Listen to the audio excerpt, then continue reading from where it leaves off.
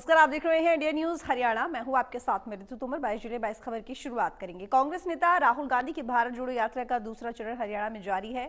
दूसरे चरण के दौरान भारत जोड़ो यात्रा करनाल पहुंची। करनाल के घरोंडा से यात्रा की शुरुआत हुई। इस दौरान राहुल गांधी का जगह जगह स्वागत किया गया। राहुल गांधी की भारत जोड़ो यात्रा में हरियाणा कांग्रेस के तमाम दिग्गज नेता शामिल हैं। कांग्रेस नेताओं के अलावा यात्रा में हरियाणा के कई खिलाड़ी भी शामिल हुए। तो 5 तस्वीरें टीवी स्क्रीन पर। किसानों से मुलाकात, यात्रा में दिव्यांग युवक भी पहुंचे, यात्रा में जनसैलाब उमड़ा, बच्चे भी यात्रा में शामिल हुए और कबड्डी मैच देखने भी पहुंचे राहुल गांधी। तो ये भारत जोड़ो यात्रा की तस्वीरें आप टीवी स्क्रीन पर देख रहे हैं। जिस तरह से हरियाणा के करनाल इलाके में जब भारत जोड़ो यात्रा गुजरी तो किस तरह की तस्वीर भारत जोड़ो यात्रा की देखने को मिली, वही तस्वीरें हम आपको टीवी स्क्रीन पर दिखा रहे हैं।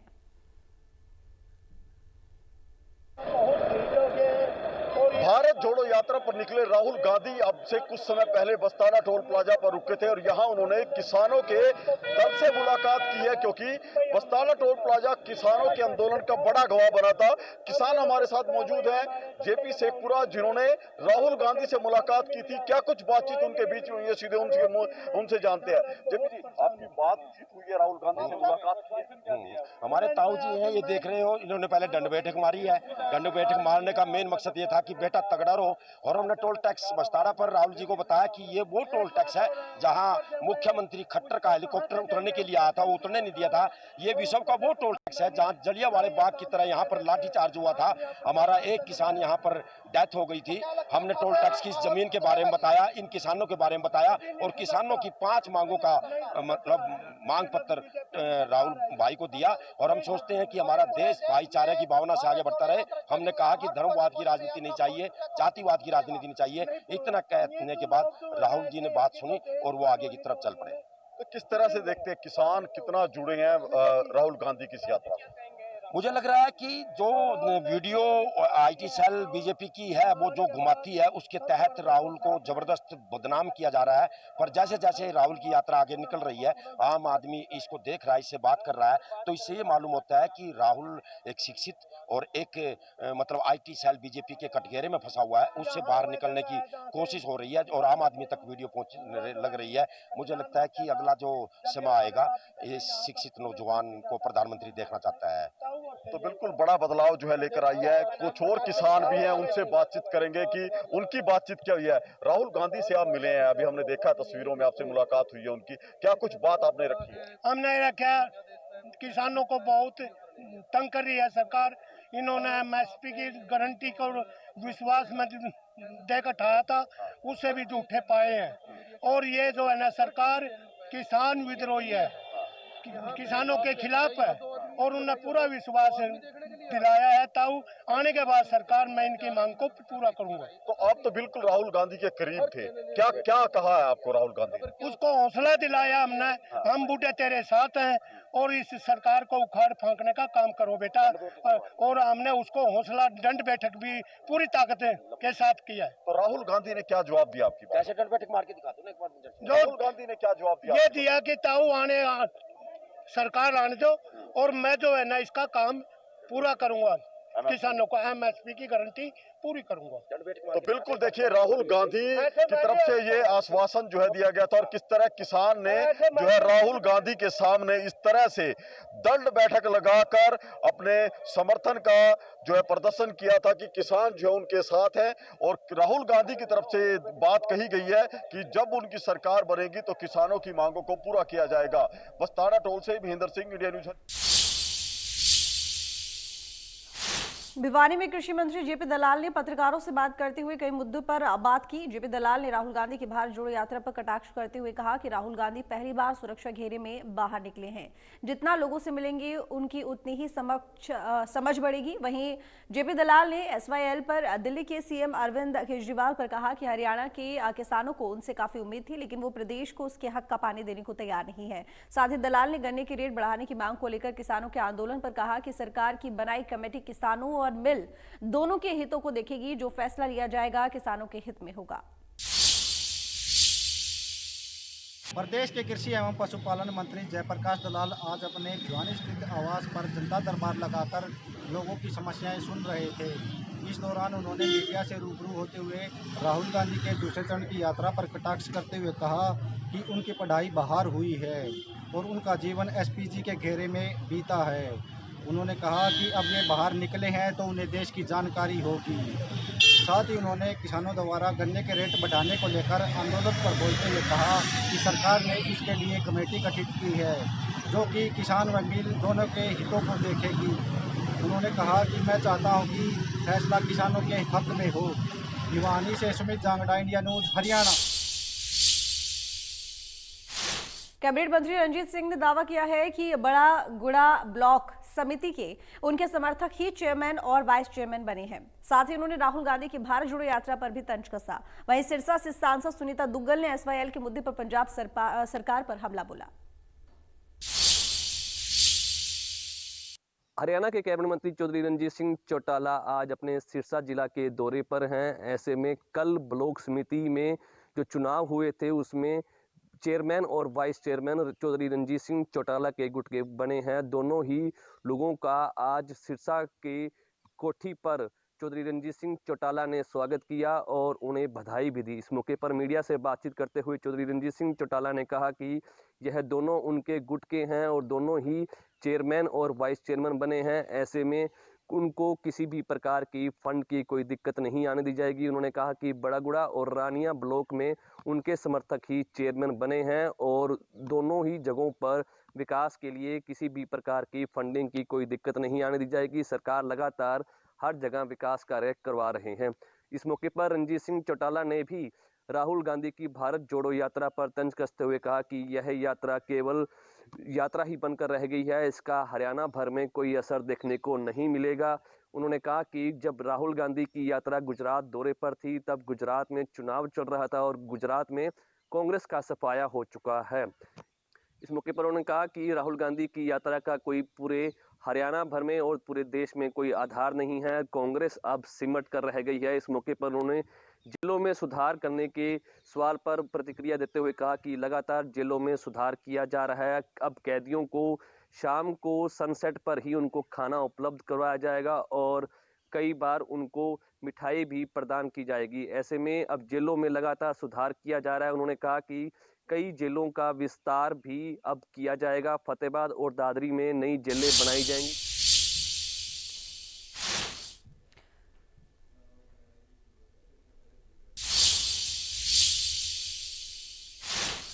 संदीप सिंह पर यौन प्रताड़ना का आरोप लगाने वाली महिला खिलाड़ी के साथ अब इनेलो पार्टी की महिला विंग भी खड़ी हो गई है। सरकार को 15 दिन का समय दिया है। अगर संदीप सिंह की गिरफ्तारी नहीं हुई तो पूरे प्रदेश में इनेलो पार्टी आंदोलन करेगी। खेल मंत्री संदीप सिंह का मामला तूल पकड़ता जा रहा है। आज इसी विषय में रोहतक में इनेलो की महिला विंग ने बाकायदा एक प्रेस कॉन्फ्रेंस करके सरकार को संदीप सिंह की गिरफ्तारी के लिए 15 दिन का अल्टीमेटम दिया है। इनेलो की महिला विंग का ये कहना है कि अगर 15 दिन के अंदर खेल मंत्री संदीप सिंह को गिरफ्तार नहीं किया गया तो इनेलो की ओर से पूरे प्रदेश में आंदोलन खड़ा किया जाएगा और मुख्यमंत्री के निवास के बाहर और खेल मंत्री संदीप सिंह के आवास के बाहर प्रदर्शन किया जाएगा। इनेलो की महिला विंग का कहना है कि वो हर हाल में पीड़ित महिला को न्याय दिलाने के लिए कमर कस चुके हैं। मेरे सहयोगी के साथ मैं राहुल आर्य, इंडिया न्यूज, रोहतक। सोनीपत में ई टेंडरिंग के विरोध में दूसरे दिन भी सरपंचों का धरना जारी रहा। बीडीपीओ कार्यालय पर सरपंच धरना दे रहे हैं। ई टेंडरिंग को लेकर सरपंच लगातार विरोध प्रदर्शन कर रहे हैं और निश्चित तौर पर सरपंचों द्वारा ई टेंडरिंग को लेकर सोनीपत के बीडीपीओ कार्यालय पर प्रदर्शन शुरू हो गया है और अनिश्चितकाल के लिए धरने का आज दूसरा दिन है। और सरपंचों का ये कहना है कि प्रदेश की सरकार द्वारा ई टेंडरिंग को लागू करने का नियम जो है सरकार वापस ले और वहीं राइट टू रिकॉल को लेकर भी एक बार आवाज़ जो है वो बुलंद हो गई है। और सरपंचों का ये भी कहना है कि जिस प्रकार से सरपंचों को पंचायत मंत्री द्वारा राइट टू रिकॉल की बात कही जा रही है। ऐसी राइट टू रिकॉल की नीति मंत्रियों और विधायकों पर भी लागू होनी चाहिए, ये बात यहाँ पर सरपंचों द्वारा कही गई है। और निश्चित तौर पर सोनीपत में लंबे समय की जिस प्रकार से पंचायती चुनाव हुए उसके बाद अब ग्रामीण स्तर पर विकास कार्य को लेकर सरपंचों ने आवाज़ उठाई है कि सरकार द्वारा जिस प्रकार से 2 लाख रुपए से बढ़ाकर 20 लाख रुपए तक की जो बढ़ोतरी है वो की जानी चाहिए और एक पावर जो सरपंच की होती है उसको मजबूत किया जाना चाहिए। और जिस प्रकार से सरकार द्वारा ई टेंडरिंग को लेकर नीति लागू की जा रही है उसका ये विरोध कर रहे हैं और इस नीति को वापस लेने की भी बात कर रहे हैं। सोनीपत से इंडिया न्यूज हरियाणा के लिए राम सिंह। अम्बाला में नगर निगम ने रॉयल पैलेस को सील कर दिया है। बकाया टैक्स नहीं भरने पर निगम ने कार्रवाई की। अम्बाला में नगर निगम टैक्स न भरने वालों के खिलाफ सख्ती बरतता दिखाई दे रहा है। नगर निगम के द्वारा टैक्स न भरने वालों को कई तरह की छूट और काफ़ी समय भी दिया गया था, लेकिन उसके बावजूद जिन लोगों ने टैक्स नहीं भरा उन पर अब कार्रवाई करनी शुरू कर दी गई है। अम्बाला में नगर निगम ने एक पैलेस को सील कर दिया। पैलेस के द्वारा 2 साल से टैक्स नहीं भरा गया था और जो उसका टैक्स है 4,62,000 को पार कर गया था, जिसके बाद नगर निगम की टीम ने कार्रवाई करते हुए पैलेस को सील कर दिया है। नगर निगम का कहना है कि जो टैक्स न भरने वाले लोग हैं उन पर इसी तरीके से सख्ती की जाएगी और उनसे टैक्स वसूलने का काम किया जाएगा। अमन कपूर, इंडिया न्यूज़ हरियाणा, अम्बाला। चरखी दादरी में करीब 25 सड़कें गड्ढों में तब्दील हो चुकी है। जर्जर सड़कों के निर्माण के लिए विभाग ने 50 करोड़ का बजट मंजूर किया है। कई जगहों पर सड़कों की मरम्मत का काम शुरू हो गया है। की 2 विधानसभा बारडा और दादरी की सड़कें जर्जर पड़ी हुई हैं। जर्जर सड़कें करीबन 25 होंगी। इसकी शिकायत बार बार लोगों ने की कि हमें परेशानियों का सामना करना पड़ रहा है। उसी के तहत जो अपने पीडब्ल्यूडी विभाग है उसने एक एस्टीमेट बनाकर भेजा, जिसका जो अब सरकार की ओर से मंजूर हो चुका है और सड़कों के लिए करीब 50 करोड़ मंजूर हुए, जिससे उनका निर्माण और सड़कों का रिपेयर किया जाएगा। रिपेयर का अभी पीडब्ल्यूडी विभाग के एक्शन कृष्ण कुमार का कहना है कि जो रुपए हमने भेजे थे वो मंजूर हो चुके हैं और रिपेयर का काम तो हम शुरू कर चुके हैं, लेकिन निर्माण का कार्य कुछ दिनों में ही शुरू कर दिया जाएगा और जल्द ही चरखी दादरी के जिला में दोनों विधानसभाओं की सड़कों को दुरुस्त कर दिया जाएगा। चरखी दादरी से इंडिया न्यूज़ के लिए। फरीदाबाद के क्यूआरजी अस्पताल में महिला के पति को सरकारी नौकरी दिलाने के नाम पर किडनी निकालने के मामले में पुलिस ने एसआईटी के गठन की मांग की है। पुलिस ने एसआईटी के गठन के लिए पीजीआई को पत्र लिखा है, जिसमें मांग की गई है कि पीजीआई तुरंत कार्रवाई करते हुए 3 डॉक्टरों की एसआईटी गठित करे। ये एसआईटी मोरिंगो क्यूआरजी अस्पताल के आरोपी डॉक्टर से पूछताछ करेगी। फरीदाबाद में किडनी कांड मामले में अब पीजीआई के डॉक्टरों की एक एसआईटी का गठन किया गया है। हालांकि पुलिस ने इसको लेकर पत्र लिखा था, क्योंकि जो बारीकी पहलू हैं उन पर अच्छे से जो है जांच हो सके, और इसको लेकर पुलिस की तरफ से पीजीआई को पत्र लिखा गया। इस पत्र में उन्होंने साफ तौर पर एसआईटी बनाने की मांग की थी, जो कि पीजीआई ने एसआईटी का गठन कर दिया। उसमें 3 डॉक्टर रखे गए हैं जो अब किडनी कांड मामले में मोरिंगो क्यूआरजी अस्पताल के उन डॉक्टरों से पूछताछ करेंगे जिन लोगों पर इस मामले में पीड़िता ने आरोप लगाया है। हालांकि पीड़िता की अगर बात करें तो पीड़िता ने पुलिस से मिलकर आरोपियों की गिरफ्तारी की मांग भी की थी, लेकिन अभी तक कोई भी आरोपी गिरफ्तार नहीं हो पाया। हालांकि मुख्य आरोपी की अगर बात करें तो वो उनकी जो है जमानत कोर्ट से हो चुकी है मेडिकल बेस पे, लेकिन अन्य आरोपी अभी पुलिस की पकड़ से बाहर बने हुए हैं। लगातार पुलिस दावा कर रही है कि उनको खोजा जा रहा है, और इसको लेकर महिला ने चेतावनी भी दी है कि यदि उसको न्याय नहीं मिला तो वो मुख्यमंत्री से मुलाकात करेंगी, और मुलाकात करने के बाद अगर तब भी उनकी सुनवाई नहीं होती है तो वो अपने बच्चों सहित, परिवार सहित भूख हड़ताल पर बैठ जाएंगी। देखना होगा कि अब इस पीड़ित महिला को कब तक न्याय मिलता है और आरोपी डॉक्टर और अन्य आरोपियों के खिलाफ कब तक इस मामले में कार्रवाई हो पाती है। फरीदाबाद से इंडिया न्यूज़ के लिए राजेंद्र दहिया।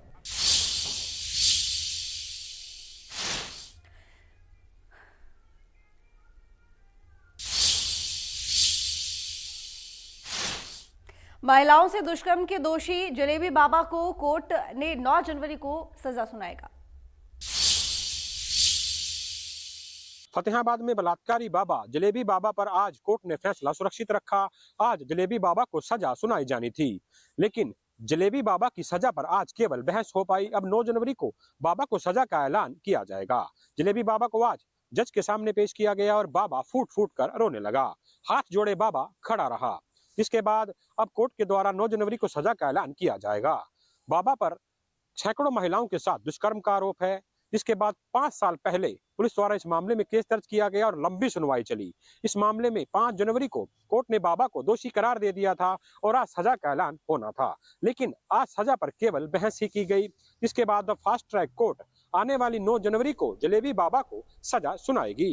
फतेहाबाद से न्यूज़ हरियाणा के लिए जितेंद्र मोंगा। बहादुरगढ़ में दम घुटने से लोगों की मौत का सिलसिला रुकने का नाम नहीं ले रहा है। कड़ाके की ठंड से बचने के लिए अलाव का सहारा लेना लोगों पर भारी पड़ रहा है। बहादुरगढ़ की गणपति धाम मंदिर में दम घुटने से 5 साल की एक मासूम बच्ची की मौत हो गई। वहीं पति पत्नी की हालत गंभीर बनी हुई है, जिन्हें इलाज के लिए पीजीआई रोहतक रेफर किया गया। उत्तर भारत में शीतलहर का प्रकोप लगातार जारी है और पहाड़ों के साथ साथ मैदानी इलाकों में भी ठंड लगातार बढ़ती जा रही है। सुबह का तापमान 5 डिग्री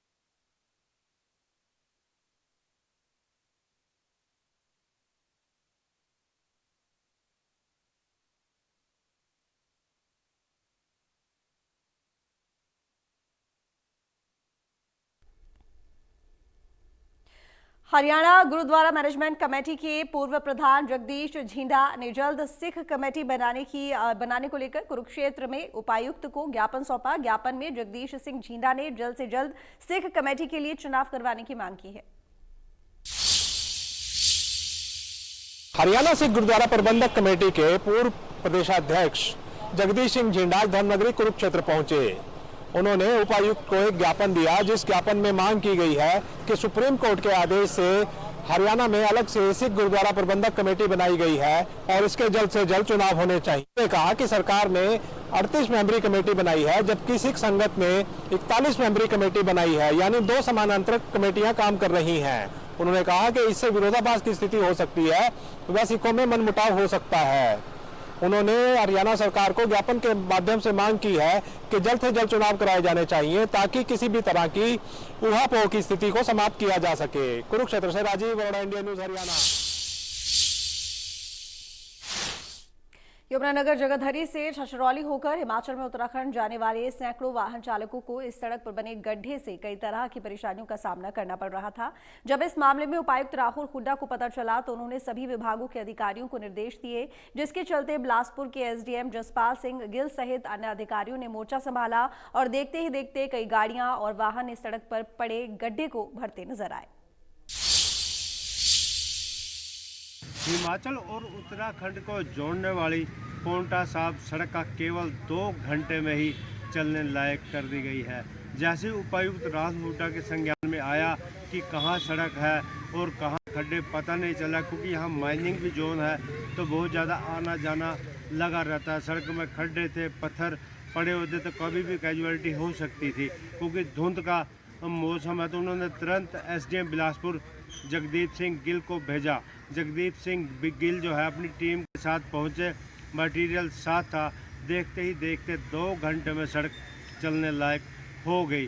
डीसी उपायुक्त के निर्देशों का और एसडीएम जसपाल गिल के काम कराने का एरिया में काम जो है चर्चा का विषय बना हुआ है, क्योंकि कई लंबे समय से लोग मांग कर रहे थे सड़क ठीक हो, लेकिन कोई सुनने वाला नहीं था। उपायुक्त के तुरंत प्रभाव से आर्डर देना और एसडीएम जसपाल गिल का तुरंत काम करना, और वो भी केवल 2 घंटे में, लोगों के लिए एक तो धन्यवाद का विषय रहा और लोग खुशी जाहिर कर रहे हैं। यमुनानगर से देवदास शारदा, इंडिया न्यूज़ हरियाणा। 22 जुलाई 22 खबर मिलते हैं, देखते रहिए इंडिया न्यूज़ हरियाणा।